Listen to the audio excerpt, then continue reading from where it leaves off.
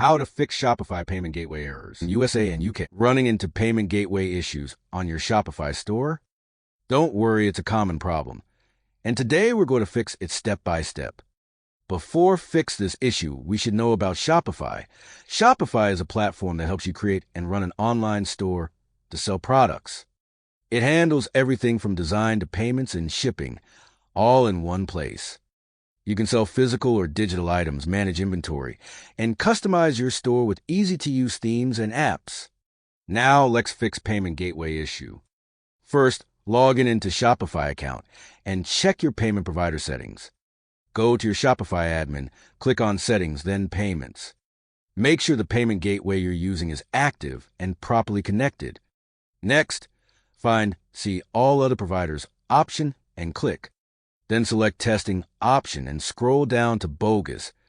If this option is off, you must return on this. And reactivate your payment method. That's it. Fixing these errors keeps your checkout running smoothly and your customers happy. If you're not able to fix this problem, you must contact with Shopify Help Center. Thanks for watching.